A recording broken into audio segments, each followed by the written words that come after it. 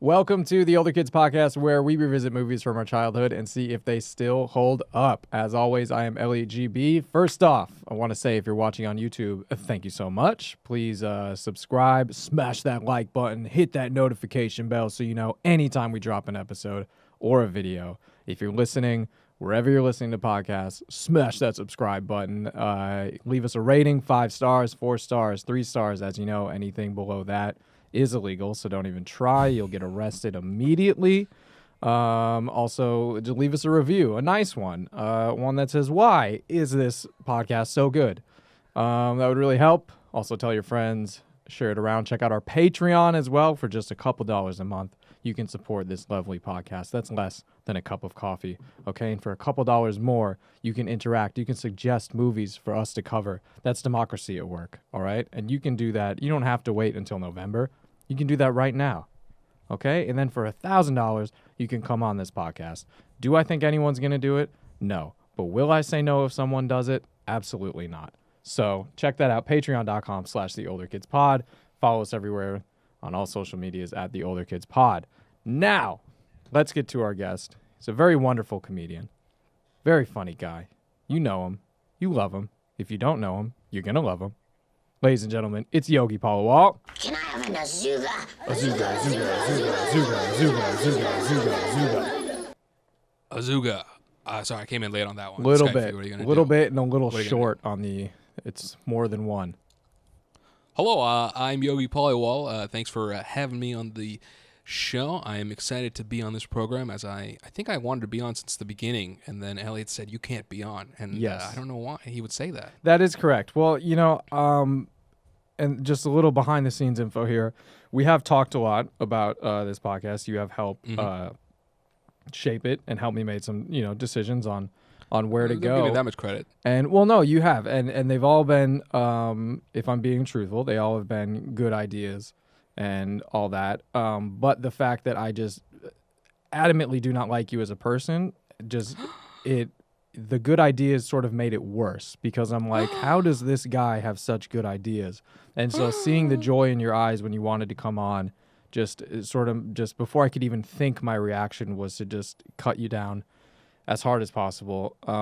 But I've changed. I took mushrooms and sort of saw the light, and I had, some sort of light tell me, have Yogi on the podcast. Wow.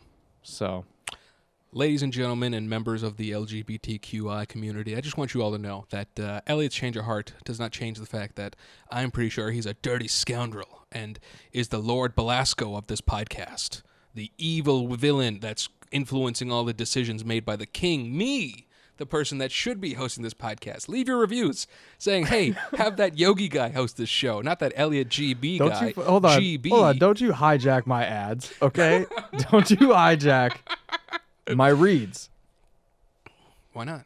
Listen, you can't stop when a boy falls into a kingdom and just happens to take over from the villain. You don't champion him to lose. No. You say, you know what? I like this guy's skates. I like his moves. I like his threads. I love the product placement. This guy knows what's to do. And that's me in this case. And honestly, the fact that you've lasted this long just shows that, how many reviews say why? If it's at least one, then I think you should ask yourself, why isn't Yogi Paliwal the host of this show? Are you done? Yes. Okay. All right. Well, that was cute. But, I think what's even cuter is if someone didn't get it from the little context clues you dropped in that beautiful rant, or if they just didn't read the title. Let me drop this. Who's not reading and choosing podcasts? Who's that confident in themselves? A true maverick. Someone who really just opens the door to their house, puts on a blindfold, and just starts walking and says, let's see where we end up today. There's no way to randomly listen to a podcast, and that's a crime against the listeners. I would love to be able to press a button that like a Pandora for podcasts, but it starts it in the middle of the show. So like right now it begins, and you're like, wow, this is interesting, because the beginning, the middle, the end, the format's too linear. I want the podcast to be like time, an illusion of the events occurring around us. That to me is the future I hope for, and what you'll get if you elect me to be the host of this podcast. I forgot the name of it. Unbelievable. Well, you know what else is unbelievable? The movie we're talking about today. Very, very excited to talk about this film. A Kid in King Arthur's Court. Let's go. Lean in, cover the plate, pick a point in the outfield, and let her rip. There are times when every kid dreams of being a hero. Right 3, you're out. For Calvin Fuller, it's going to take a miracle. Hey, quiet, everybody! To make his dream come true.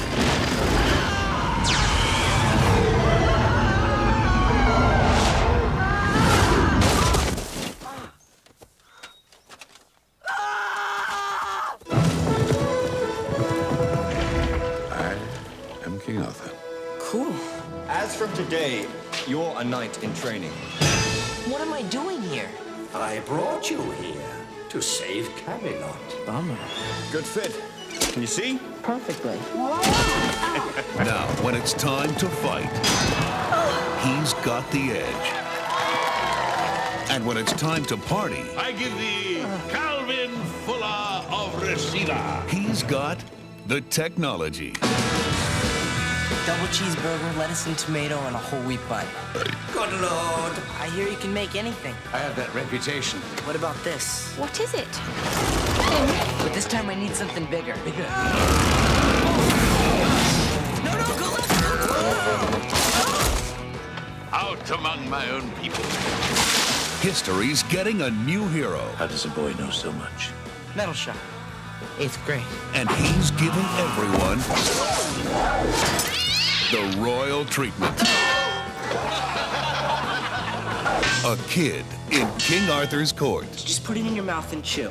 What do they call it? Bad dog bubblegum. I have no idea, Your Highness.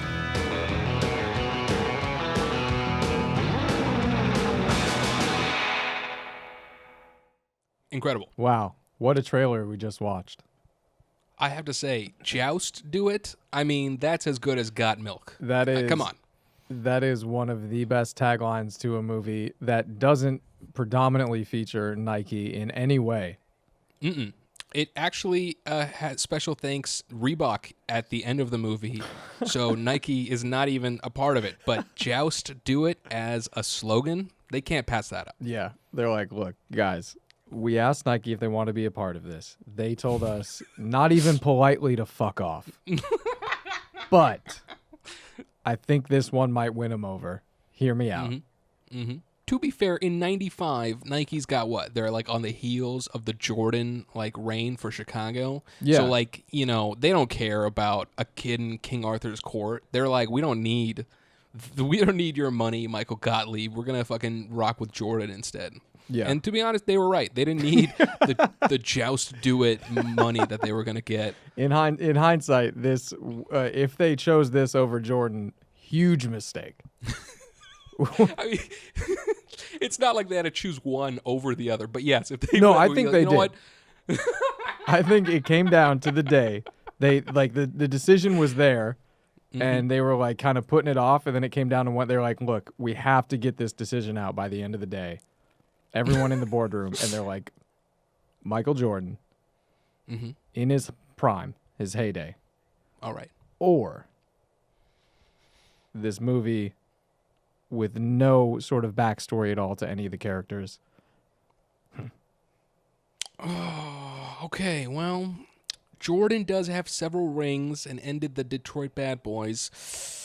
Oh, well, will this movie feature people that will eventually win Oscars? Question mark. Possibly. But will this movie ever win an Oscar? No way in hell. I think we're going to go with Michael Jordan. I think the Chicago Bulls have you beat on this. Hear me out. He's made us a lot of money already. I get that. I get it, but this movie has cost a lot of money to make. Don't think it's ever going to make it back. Okay. Well, let's see. Do you at least feature Nikes in your movie? Is there a heavy Nike presence in your film? Oh, absolutely not. Well, we can't legally sue you over the phrase "Joust do it" because it is one letter more than just do it. Trust me, we know. That was by design. That was by design. You know, I'm looking at the poster right now, and I didn't remember Joust do it being in the trailer until you just played it. But the poster also features Joust do it. But in the top left corner, it says Calvin Fuller is about to break curfew by 1,500 years. Which, oh man, if I was at a Blockbuster and I saw that, I'd be like, oh, I'm interested. Breaking curfew's kind of my thing. Well, that doesn't even make sense because then it's like he would be 1,500 years late. But instead he goes back in time. So it's like unless he's early for curfew. Unless he has a backwards curfew where his parents are like, you can't fucking wake up before 9 a.m. You better be asleep. And he's like, looks like Calvin's about to break curfew and wake up 1,500 years early. I mean, it doesn't make sense. It is not a linear movie in any way, as EGB mentioned just now. I will say that when I saw it growing up, I believe that my brother and I rented it from the library on VHS, and we had like one of those 30-pound TVs with a handle on it and a VHS the TV. So we burned it. We like copied the library copy. We had this huge TV that wasn't that good, so we burned it. We just got rid of it. No, we didn't destroy it. No, we copied the VHS from our VCR to this TV that also had a VCR connected to it. Yeah. And I don't know why this would be crazy. Did you really think we burned a television, Elliott? Do you think I'm some sort of monster that I would destroy technology like that? How dare you? Chill out. Look, man, I'm trying to have fun here, you know? It's a Saturday night. Wrong. You're not wrong. But, I mean, I did kind of, when you said we burned it, I was like, that's a little extreme. Why would I mention burning a TV? And it doesn't because anyway, you so want to look badass, bro. And it's working. You know what? You're right. I did put on a new hoodie for this podcast because I was like, you know what? The people deserve me at my best.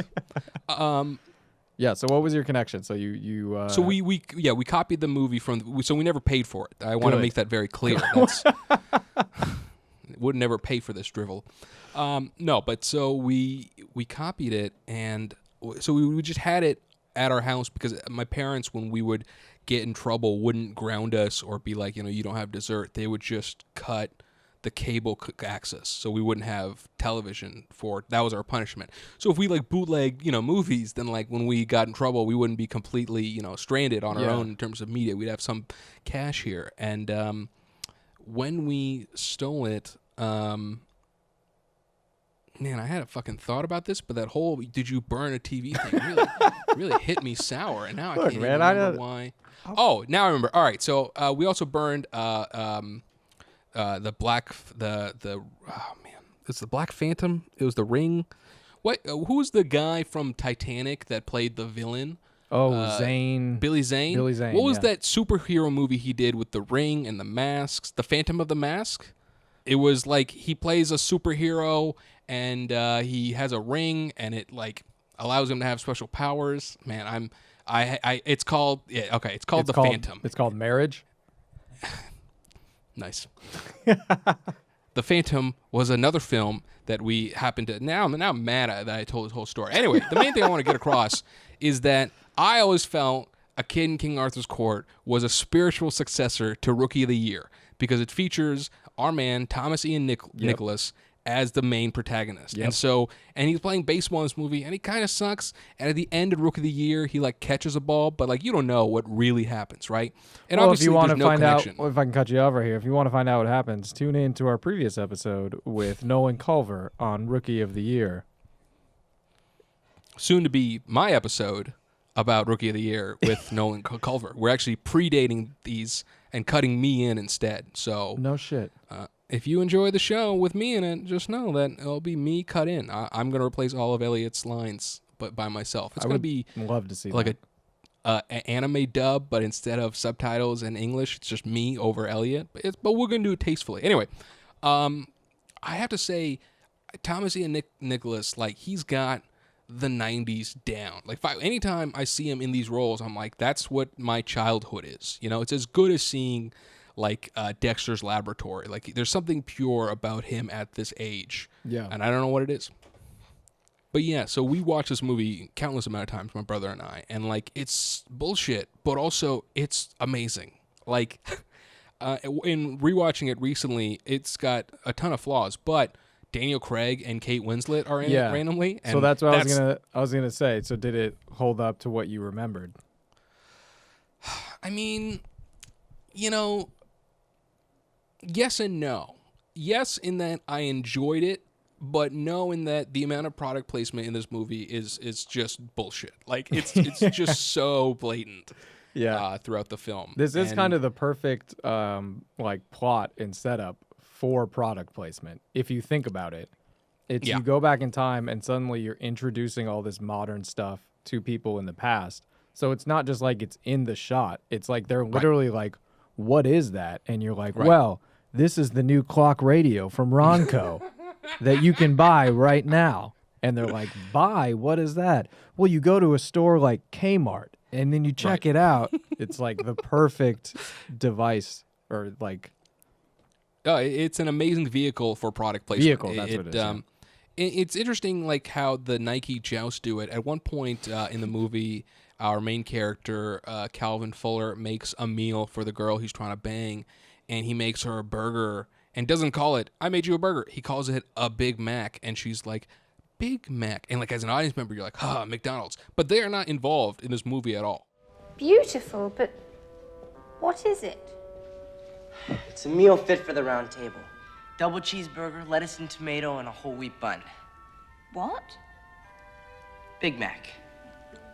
Like, there's no McDonald's. They just happened to say Big Mac because it was so popular. Yeah. And incidentally, there is a sequel to this movie, A Kid in Aladdin's Court, which went straight to DVD or straight to VHS, I believe. Yeah. And in that, they have a Burger King tie-in. So, Burger King looked at what this movie did and went, we want a piece of that action. I saw what they were doing over there, and I said, this is going to make a lot. This is going to make some, but this is going to be a movie. That's what it's going to be. I kind of respect them, actually, for what they did, because I feel like this is them going out, and they're like, we're the little guys here. Right. When in reality, they're like, we're Disney, we're whatever. And they're like, we're going to show you, this is what they're doing to the sponsors. They go, we're going to show you what it would be like if we were to work with you. And they're like, we didn't ask that. And they go, no. You sit down, you tell us that later. And they're like, this is a Big Mac. And then the executives turn around in the theater and are like, right, you see what we did? See what we did? That's going to sell a lot of burgers. Mm-hmm. Mm-hmm. Then at the beginning, Joust do it. See what we did? I like that. I'm going to fucking take that idea. I'm just going to start making up my own ads. And it's going to be... I like that. The American model to make yourself a success, especially in media, is to work for free for way too long. And then eventually somebody with money goes, I will give you money to continue what you're doing. Yes. Yeah. As simple as that. That's exactly it. And they got it started. And I'm going to ride that horse. Nike and Jordan didn't bite, but Burger King went, you know what? We're thinking about it. And they said, we're going to commit to this sequel that's not produced by Disney, but just by Trimark for some reason. Yes. That was, I think Disney did make the right call, saw how this did, and were like, no, thank you. And they're like, well, we're going to keep it going. And then afterwards, Trimark was all sitting around. They're like, yeah, it was pretty fucking bad. We really should have listened to Disney.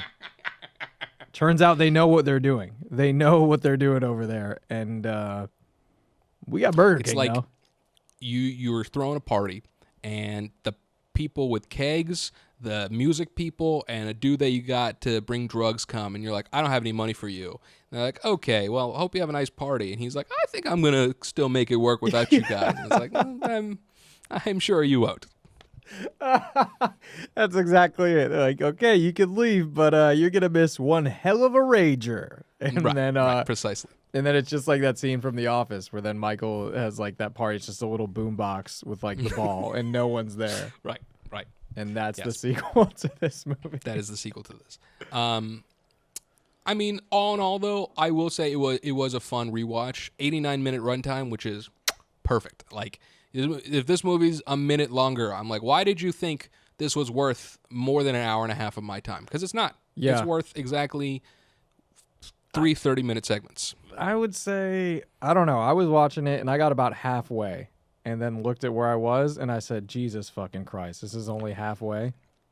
There is like in the second act, there is about 20 minutes that they don't really need. A lot of like, incidentally in this movie and in Rookie of the Year, there is a, penultimate mid-movie break where Thomas Ian Nicholas chooses to take the princess on the date. And Yes. like that happens in Rookie of the Year where they take the girls on the boat and like, I mean, I'm sure women that dated Thomas later on were like, wow, I'm going on a date with fucking Calvin Fuller right here, man. This is fucking. I'm going on a date with Calvin Fuller of Reseda. Yeah, I mean, like, I'm sure they loved it, but as an audience member, I think watching it as an adult, I realized how much as a kid I wanted all the things in the movie. Like, I wanted a Swiss Army knife. I wanted, like, a CD player that had a laser that could blind my enemies. Yeah. Like, it's so rife with just product that I recognized as a kid. I was like, I want all of that shit. Yeah, it worked. It worked. Oh, yeah. That is one thing I've noticed as an adult is, I don't know exactly when, but I just remember realizing one day I'm like, oh, I don't ever see toy commercials anymore. Right. And like those ads where it's just like, hey kids, check this out. This is fun as fuck. And then all the kids are like, oh my God, I'm having so much fucking fun. And you're just like, Right. I like to have fun, so I need that. If I don't have that, I can never have fun the way they're having fun. And then it's always like, call now, and like that type of shit. And I don't know when it like dawned on me, but I was just like, oh, you never see those anymore. And they're just on kids channels. They're fucking like every 10 seconds, which makes sense. Sure, But- of course. Yeah, you're no longer the demographic. Yeah. It went as far as at one point when Calvin Fuller tells the blacksmith how to make some armor. The blacksmith's like, how do you know this? And he goes, metal shop. It's got to be light as a feather, but hard as Belasco's head. I know of no such metal. You will. Melt this and that together. Stir, and then stand back. How does a boy know so much? Metal shop. 8th grade.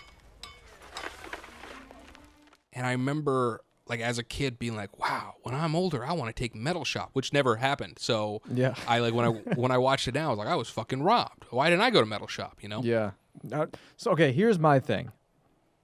I did not like this movie. I did like it as a kid, especially More because he rollerbladed and I rollerbladed, so I was like, this is amazing.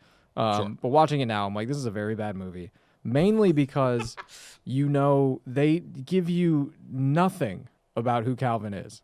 They never, like, all of a sudden it's just like, okay, he's this kid who kind of sucks at baseball, has a supportive family, has a little sister who they have, like, the typical sibling relationship where it's like, I want what you have, and he's, like, in your fucking dreams or whatever.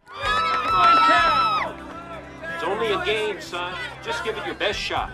Good luck, honey. We're all rooting for you. I get your room if you get killed. Well, if I die, you can take out the trash. But then that's it. And then suddenly he goes back in time, knows all of this shit, which I don't know if you've ever thought about this, but it's like, if you went back in time, would you be of any use? Because God, no. Yeah. No. Because I think about it, I'm like, I know all these like products and things, but I have no idea how they actually work or how to like make them or anything. The fact that Calvin isn't murdered within the first 10 minutes of the movie is wrong. It's just wrong.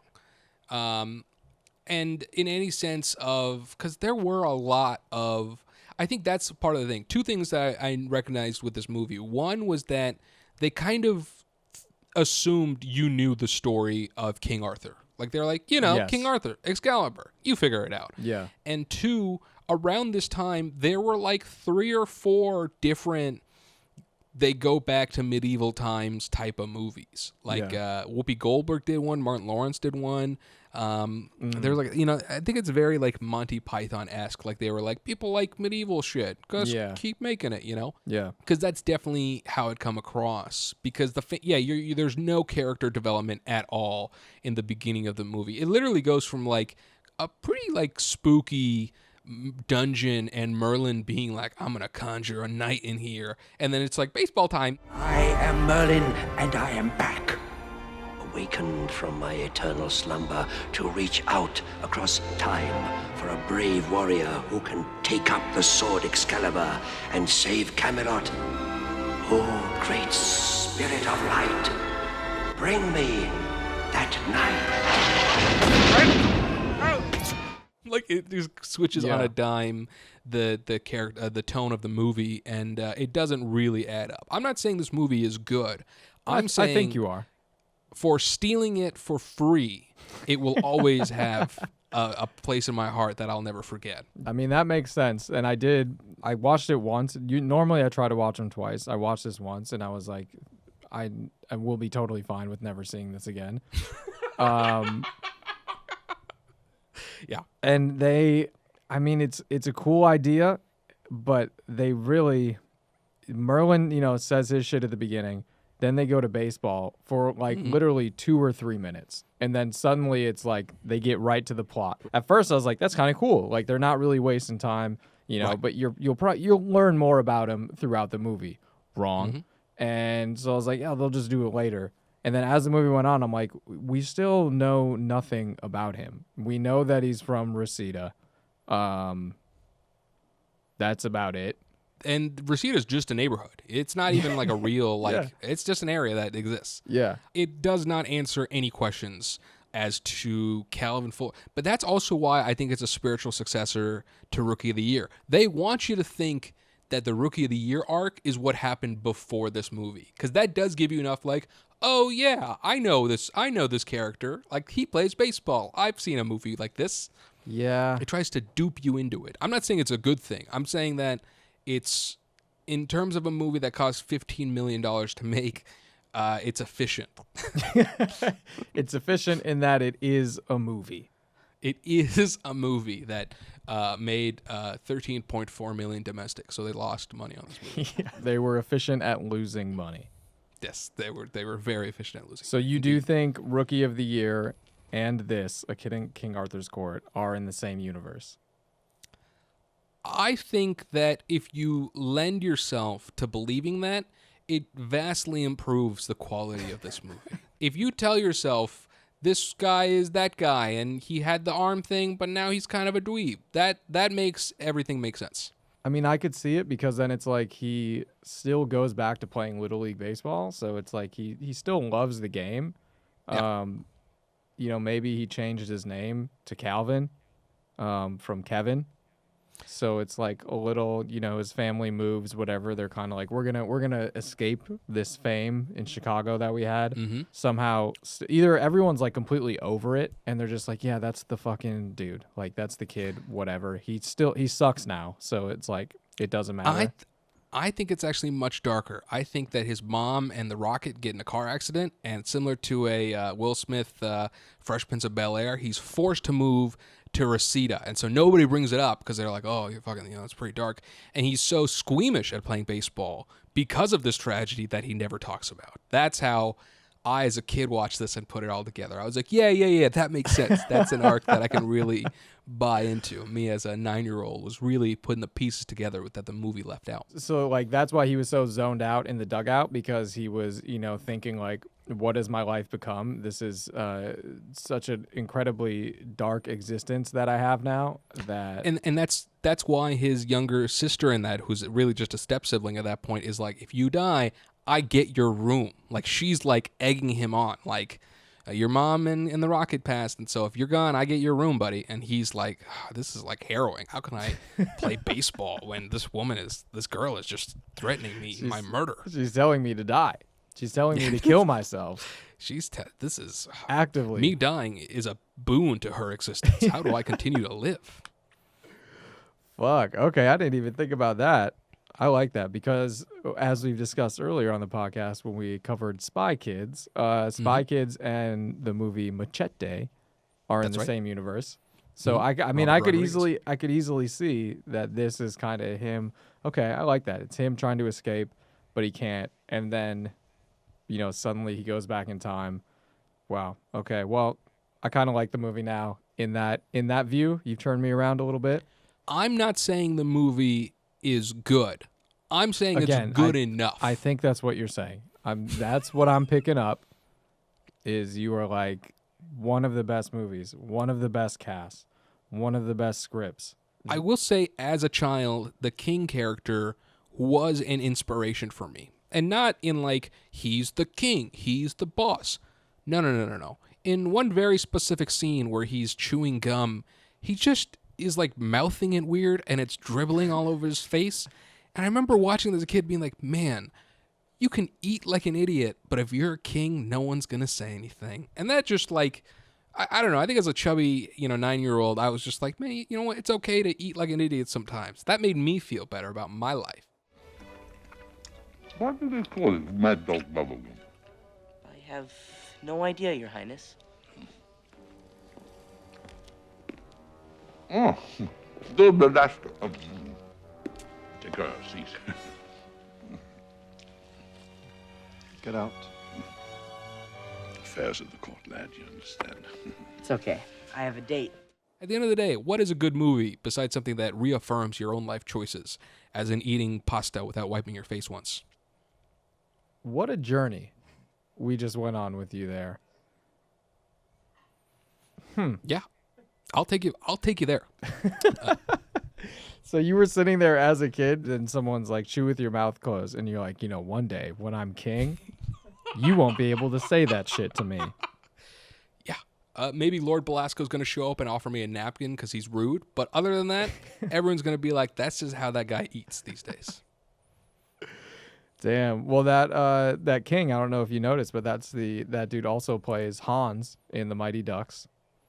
Oh, I didn't know that. That's wonderful. He Joust Ackland is his name. He was born in 1928, still around. Later on, when we do our highs and lows, there's a line from him that I think is one of my favorite in the entire movie. I mean, we can get into highs and lows right now because I had this cast as a high because you had Thomas Ian Nicholas. You had Kate Winslet 2 years before Titanic. That's right. And then you had Daniel Craig with hair. Man's killing it. And then you had Joust Ackland, who is Hans from The Mighty Ducks. So I was like, this is a pretty rounded out. And then the script failed them. But what are you going to do? My favorite line in the movie is the King character at one point is rescuing his daughter from a dungeon that she's been locked up in. Not to spoil too much here. Whoa! And Calvin, our protagonist, is like, do you have a key? And the King says, my favorite goes, You wouldn't happen to have a key, would you? I have something better, lad. A father's love for a daughter. And a king showed up. Oh! I'm sorry, lad. I'm no match for Merlin's door. and it's like, it's not about Merlin, bro. Your shoulder can't beat a locked iron door. I don't know if you know anything about doors, but this Also, ain't gonna work, bro. The door opened the other way, so it's like he wasn't going the right way. He was trying to push a pull door. You know, I just remember this, and I do want to bring this up. In high school, talking about this king being an inspiration for me, in high school once, there was a door that was locked, and nobody knew what that door was. And after school, me and the kids were doing shenanigans, and we, looked at it. We're like, what's this door? And I don't know. And I shouldered the door, You and gave it it the busted king's open. shoulder. The king's shoulder. I gave it that king's shoulder, that father's love for his daughter, and bopped that thing, and it opened, and it just was like a bathroom that was also like a janitor's closet. But I was like, I fucking busted the door open. Like I'm telling you this, man, I was in high school only for a few years before I dropped out, and the proudest I was ever at, Eastside Catholic in Bellevue, Washington, fuck them forever, is when I busted that bathroom door open. It was the fucking best. And then everyone looked and was like, That was no clamor. That was rock and roll. and then he just did one of those, and then the credits started rolling. That's right. That's right. That's fun. Yeah, the king. I did like the king's shoulder because he's like, even better. I got the father's love and a king's shoulder, and I was like, no one says that. No one has ever like. He said like that's a thing. The noise he makes when he shoulders it is just so good. Just that like, I don't know what it is, but it's like, you know, the character is a goof. He's like, you know, if you want to compare him to like another classic Jungle Book, he's the Baloo of the movie. Yes. Lovable, goofy, big, has the power, but ultimately is more of an oaf and buffoon than he is a leader. Yes, I did have one thing that kind of bothered me because it wasn't like realistic, but I also had to check myself because I'm like, this isn't a serious movie. Was right. Calvin has all of this technology, right? And he keeps busting it out, all that sick product placement that no one ever picked up. He keeps busting it out, and they're never like suspicious. No. They instantly understand this is new technology we've never seen, and they're amazed. They're just like, when he first does the music and he puts it in the thing, they're all just like, oh, what was that? And then they have the fucking, the great line. That was no clamor. That was rock and roll. I choose combat rock.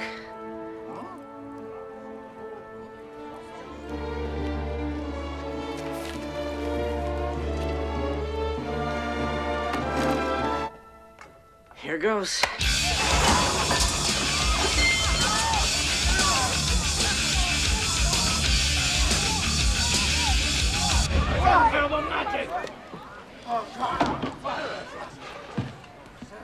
It's a miracle. In full-blown digital stereo. I've never heard such a clamor in all my days. That was no clamor. That was rock and roll. But then they're just like, oh, all right, well, it's rock and roll, I guess, like whatever. And then he busts out he had a lot of gadgets. So he had the CD player.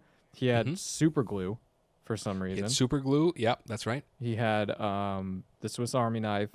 He had rollerblades. Yeah, the rollerblades. I believe that's everything. He had his Reeboks. They weren't really like featured, but like at one point when he jumps on a horse, his Reeboks are in frame. Like he's got Reeboks on, you know? Yeah. Because they were things, especially at the end of the movie. And I think that's about it, you know, and his baseball getup as well, his hat, his shirt, and all that. But in his backpack, which by the way, his backpack is black, but with red stripes. And I gotta say, it's a hot ass look. I'm not saying it's a good pack. It's a good pack. Similar to the Office Space red stapler, a black backpack with red stripes. That shit's hot. Bring that back, JanSport. I'll say they're probably trying to get JanSport in on it, and they're like, "Look, if we just use this hot ass pack, they're gonna want us." That was their whole thing. If we just do this, they're gonna want us. So they kept saying. Listen, I'm telling you, man. All we gotta do. I mean, I think that in a weird way, that movie made you think if you have a backpack, you need all of these things, which is so successful in hindsight. Like obviously I had a backpack for school, but the idea that I need a backpack that has everything that I could need if I go on a journey that makes me 1,500 years late for curfew, then that is precisely something that I'm going to need. I'm going to need my CD player. I'm going to need my headphones. I'm going to need my super glue. But, gadgets and gizmos in children's movies is nothing new. I wanted the Home Alone cassette player that he uses to record the villains in it, that thing. Like, so, listen, man, kids' movies, we moving product, okay? Who gives a fuck about plot? Who cares about some sort of movie? All about sales, baby. Listen, I'll tell you what we had. We had boxes upon boxes of CD players, and we went, how do we move these things? Well, make kids think there's a laser inside of it that can blind your enemies when you need them to. We write it in a movie. How do we sell these things? We write a movie. Listen, we got too much super glue. We killed too many horses. What are we going to do with this? We work it into the movie we're already writing. So, I mean, I think that in hindsight, that is definitely the biggest low for me on this movie. That just the level of product placement is so belligerently forced in your face. And I'm, it worked, like I was mentioning earlier. I think I bought a Swiss Army knife. I definitely had a CD player. And I think I tried doing the, laser thing, and that does not work. No, it does not work at all. and it was something that was interesting because it was like he knows how to, make all these things like we were saying before. He has the knowledge of what metals to mix to make a bike. He has a very good blacksmith who can recreate rollerblades pretty quickly, but he has all this shit in his backpack. He has like his tools. So he's a resourceful kid who is sort of, maybe he's, very anxious, and that's why he's like, I need to always be prepared for you never know what. So that's why when the earthquake starts, he runs back and is like, I need to get my bag. Earthquake! Everybody, out of the dugout! Come on!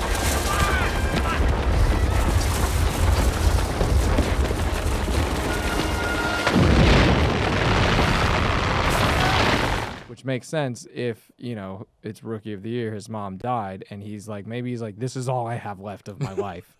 So yes, I need these. I think so. I need these. And then all that happens. And that's where I'm like, this would be some great backstory to know about why he has these things, why he, knows how to do all of these gadgets. But, again, also, though, the people back then are just very cool with, some crazy new technology. All right, well, come on in, sit down. Here's what we're doing.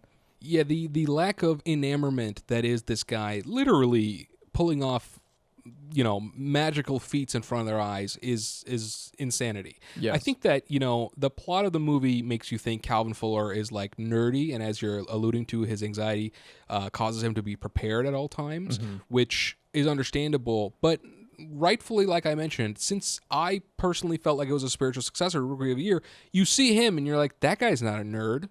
He's kind of unsure, but he's a regular person. Yeah. And so give this kid glasses if you want to make him nerdy back in the day. Come on, really sell it to me, Yeah. Give me 4 eyes to let me know what this movie's all about. Have him say some sort of equation, just really fucking let me know this kid reads.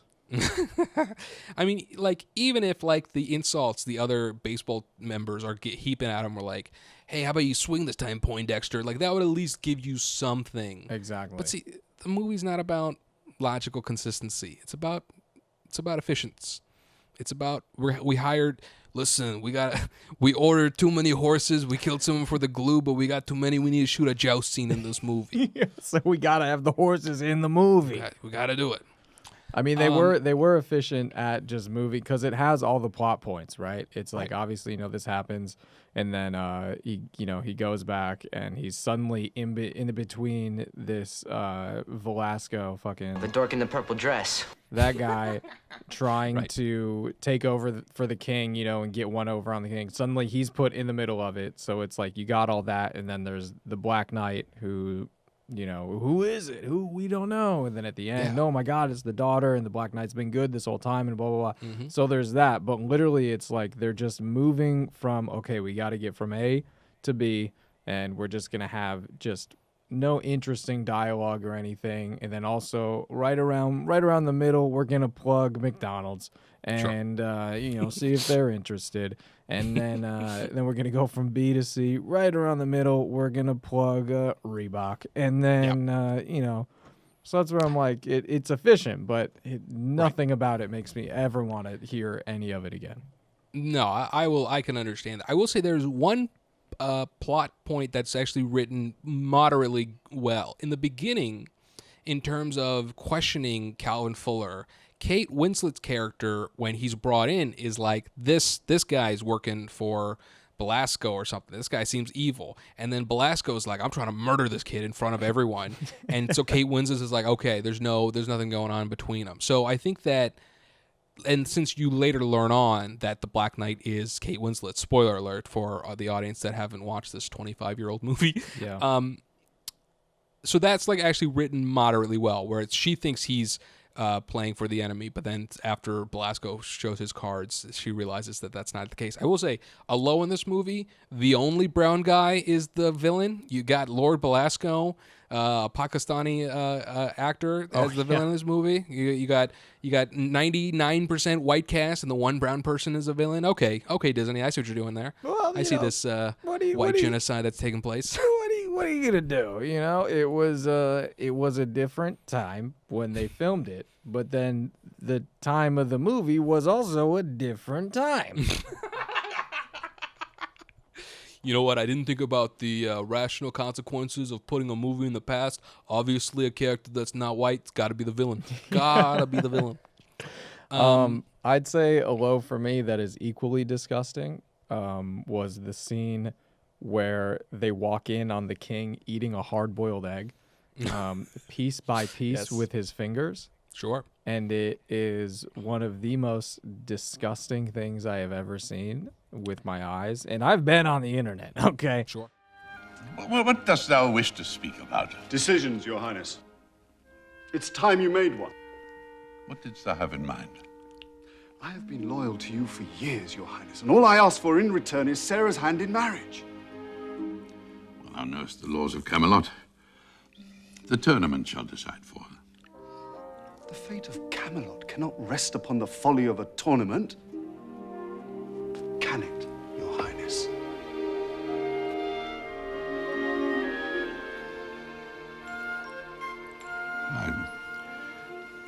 I shall speak to my daughter on thy behalf. And it's a normal, it's not like an ostrich egg, by the way. It's not like a fucking regular honker. egg, It's a regular size egg. And he's just like, I don't know if that's like some sort of diet trick where it's like, if you eat it slow, then your body thinks you have more.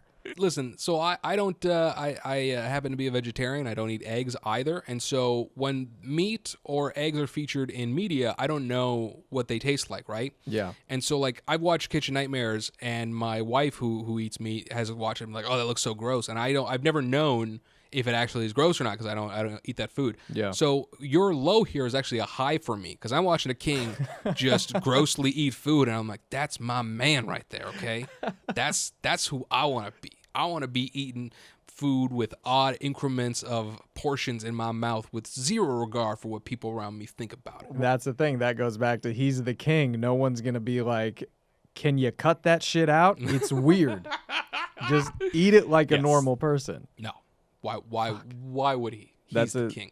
I have another low. Well, actually, no. I have another high that I want to mention, and this is, I think, why my view on this movie is not nearly as vicious as EGB, former host of this podcast.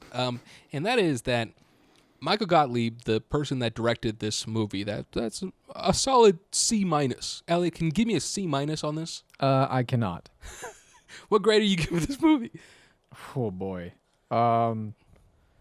This is like a solid F, but Great. they are the student trying to convince me to round it up to a D- so they don't get the shit kicked out of them at home. Perfect. The worse you think this is, the better my point is. So Michael Gottlieb directed this movie, who incidentally died in a motorcycle accident in 2014. He was 69 years old. His filmography is 5 movies that are relatively unknown. Mannequin from 87, The Shrimp on the Barbie in 90, Mannequin Whoa, you don't 2. know The Shrimp on the Barbie? I don't know The Shrimp on the Barbie. Is that a good movie? No, I don't know. Your chain has been royally pulled. Fucking got your ass, bro. You did. You fucking you took me for a ride that I didn't want to go on. All right. Mannequin 2 on the Move, a sequel to Mannequin. Mr. Nanny, which is like a Mr. Mom knockoff, but with wrestlers. The Hulk Hogan's in that. And then the last one, the titular film we're talking about, A Kid in King Arthur's Court, right? He also incidentally produced a few video games. Ultimate Mortal Kombat 3, NBA Hang Time, Mortal Kombat 4. These were games made by Midway. Mortal Kombat Mythology, Sub-Zero, Mortal Kombat Gold, Mortal Kombat Special Forces. If you don't know the Mortal Kombat series, any of them after 3 were kind of like, DLC expansion pack games. They weren't that good. Fireblade, Shadow Hearts Covenant, Midway Arcade Treasures 3, and lastly, Area 51 on PlayStation 2 and the Xbox 360. Now, all of this content that this man made, solid C's to F's, all of it. However, because they were not that good, you often could get them on the cheap, or you could steal them from the library, like my resourceful brother and I did.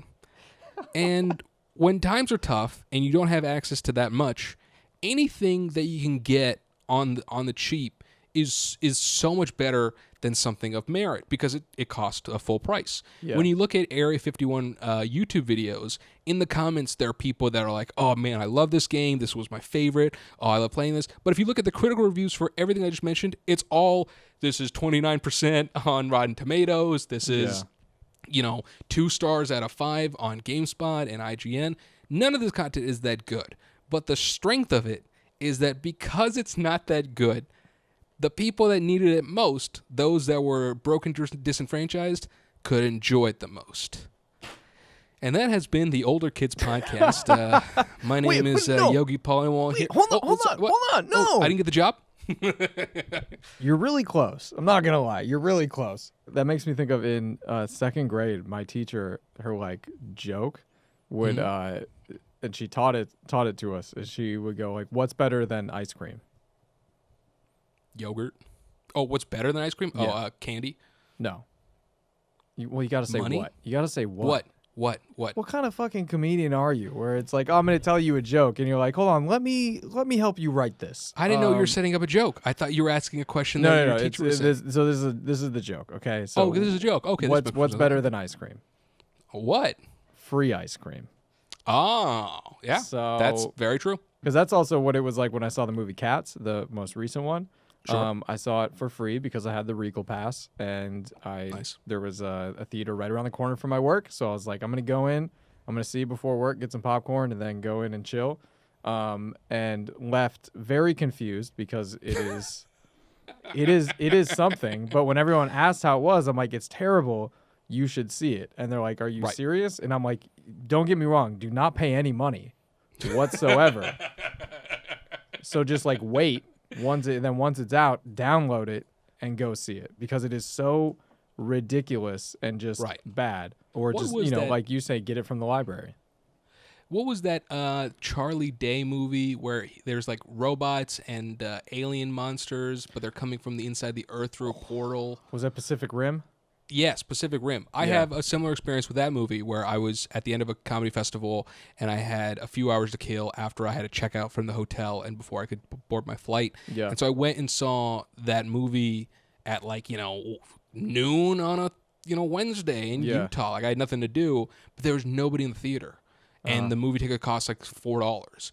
And it took me 40 minutes of that like surprisingly long movie before I was like, I can just be yelling in here.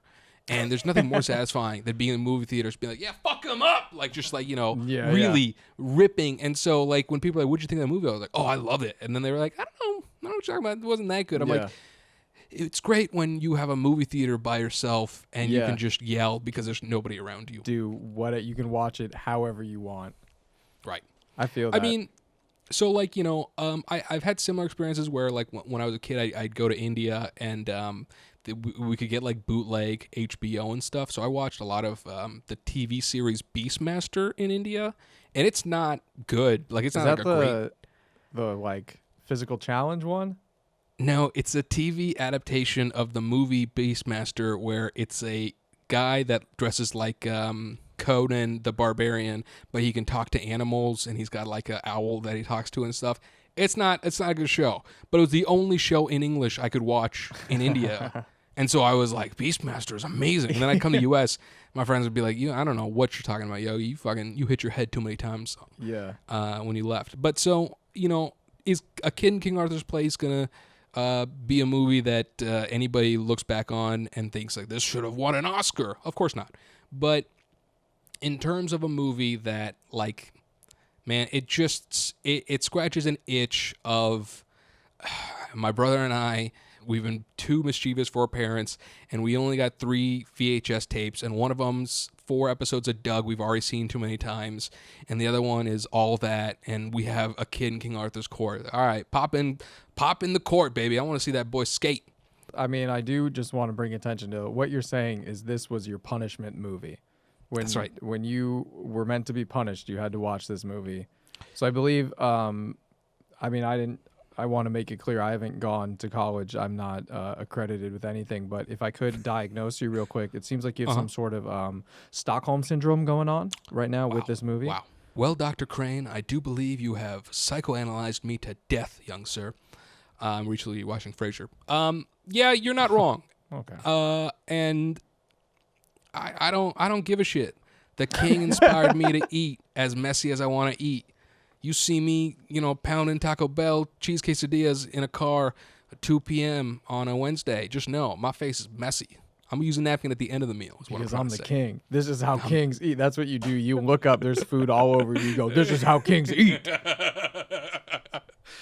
Yes, police report at 4 p.m. in Times Square, Mr. Paliwal was apprehended yelling at strangers, "This is how the king eats," with barbecue sauce on his face.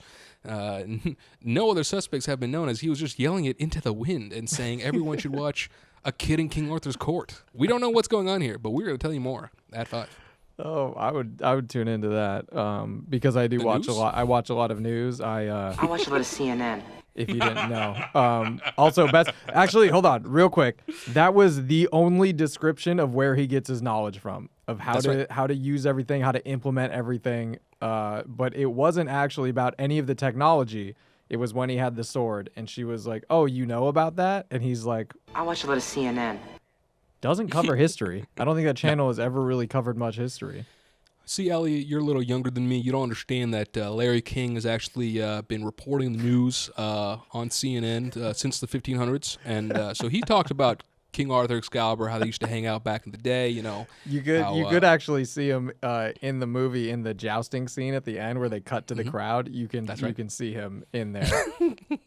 I will say that there is a moderate high that I want to give out here, and it's that the costuming for the horses of the knights that aren't the red knight that is Daniel Craig, even Belasco. I loved them colors that they were rocking. Yeah. The movie cost $15 million because they have a joust scene in a movie that does not need a joust scene. Like that entire. Well, they got to pay off the tagline. If they don't have the joust scene, then they have to change the tagline, and that costs way more than you'd think.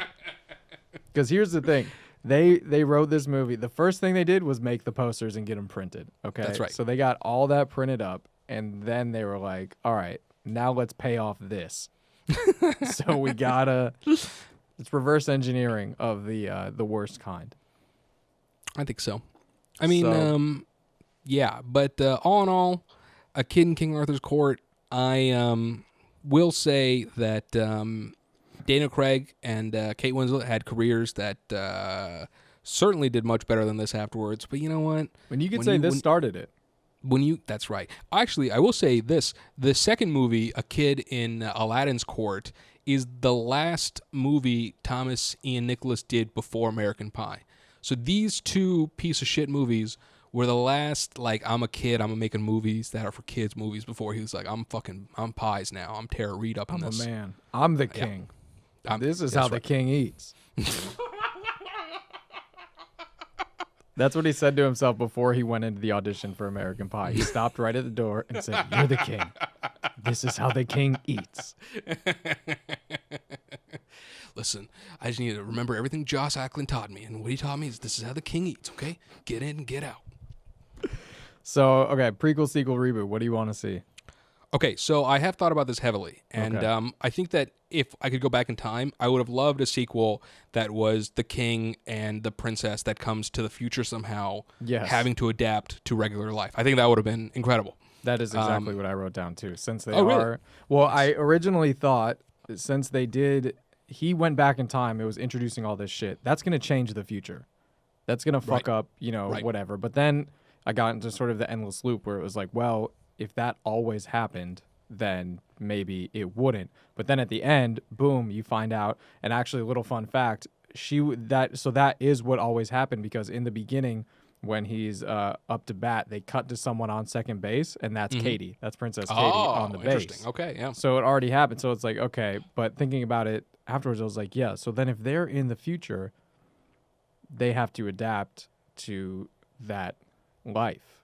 Right. So what would that look like, That was the thought that I had as well. I will say that at one point I thought we should do reboot, right?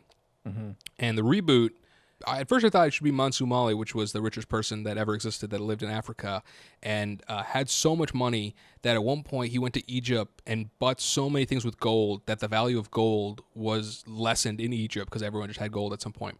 But then I thought, fuck that noise. We've already seen enough of that in my life. What I want a version where it's a chubby kid like me, and he's playing cricket in Canada, let's say, and he goes back to the Maharaja times, Indian kings and queens, and the Belasco of the movie is a white British officer. So we do a flip. Okay. All right. I like that. But I didn't like that either. You didn't like that? I didn't really care for it. I was like, that's kind of a dumb idea. I will say what I settled on for our reboot, sequel, prequel nonsense is what it should be: reboot of a film exactly how it is, but as a video game. That I think would have been fantastic. Oh. I want to play as Calvin Fuller. I want to skate around the castle. I want to use my CD player to blind people. I want to talk to a blacksmith and give him some random. I'm seeing all of this as you're saying it. I'm seeing all of this as like 2-bit or like 8-bit or whatever, old school like arcade. So it's you like skating around, but it's like pew pew pew pew, right. And then it's you with the CD just like pew pew Right. pew, and then you like walk up to the blacksmith, hand him paper, and it's like and then the scroll comes up on the screen, and it's like, make me a bicycle, clown.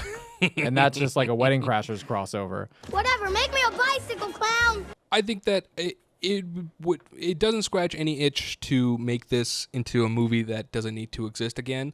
But I think a video game of this would be pretty cool. The Joust, playing that as a character. I mean, the movie in its product placement and how it moves throughout it is really, I think, built better for like an open world adventure video game. And yeah, I think that's my idea. So reboot video game. I like that. And actually, that's funny you say that because this episode has been brought to you by video games. You want to play a game on your TV? Well, this is how you're going to do it. Video games.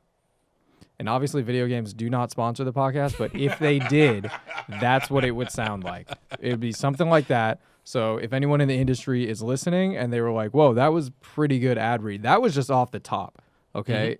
If we want to throw some money behind it, I can sit down, I can crunch some words out, come up with something better. But that was just a little taste of what it would sound like, Kid in King Arthur's Court style, where they're like, we're gonna show you what it would be like to work with us.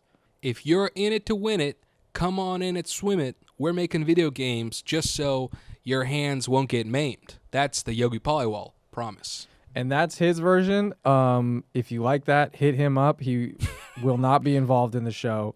Actually, when you hear this, let's put it to the listeners. You vote on whose ad read you thought was better. Mine, again, very simple, straight to the point. You know it, you love it. It's probably gonna go down in history as a classic. I don't want to. Your chain has been royally pulled. I don't want to royally pull my own chain here, but I think that was probably going to be one of the best ad reads in the history of podcasts. And then you have his, which, it rhymed. And so listeners, just comment down below.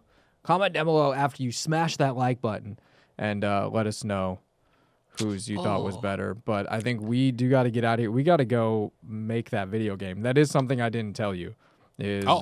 Yeah, no matter what you pick, we then have to go make it. I'm actually busy. I actually signed a deal with Midway. We're actually making a game, but it's not about a kid in King Arthur's Court. It's actually American Pie, the video game. I didn't tell you this, but while we were recording this podcast, they heard my ad read and they contacted me on my phone, and they're like, you got a good thing going here with this Thomas Ian Nicholas thing. Like, what else you got? And I'm like, well, I've been kicking around this idea of American Pie, the video game. And they're like, that's interesting. And I went, the word MILF was popularized by American Pie. And they went, oh, really? And I said, yeah, actually, John Cho's in that movie, and he's the one that actually gives the titular line. And they went, you know what, this guy's got ideas, and we need this guy on our team. Just like,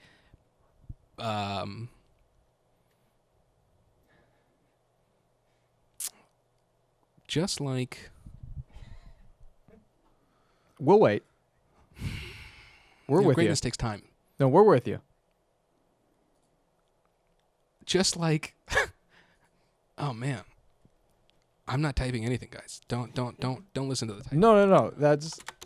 I'm not typing anything. Oh, that's not fucking it. Oh fuck. Okay, hold up. Okay, stop. Okay, just give me a second. Sorry. Yeah, no, we're still here. Okay. Oh, here we go. Just like Billy Mays, I come prepared and I'm ready to win it. Wow, so all that happened while we were recording? Yeah, that's right. The industry moves quick. That's amazing because it didn't seem like you missed a beat. Well, when you're in it to win it, you got to be quick. That's what they say. And that's why I said it too. Wow.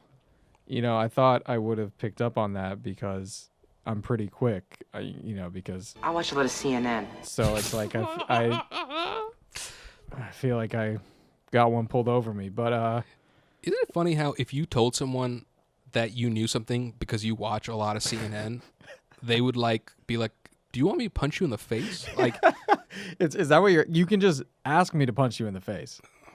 You watch a lot of CNN. What? If you asked me to punch you in the face, I would do it a lot softer than if you just told me you know something because you watch a lot of CNN. Indeed. Well, Yogi, I got to get back to watching CNN. So where can the people find you? What do you got coming up? Do you have your own podcast of sorts? I do have my own podcast. It is called Grubstakers. It's a podcast on billionaires. Each week we profile a different billionaire and ask the question, is there such a thing as a good billionaire?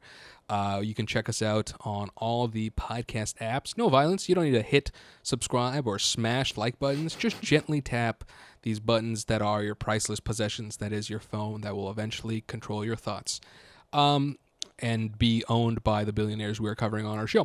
So you can check that out online, and you can follow me at Yogi_Paliwal, spelled just like it sounds, and check me out on the internet. Thank you for Elliott GB for being here, and my name is Yogi Paliwal. Hope you have a wonderful evening. No, hold on. No, we're not done. Oh, sorry.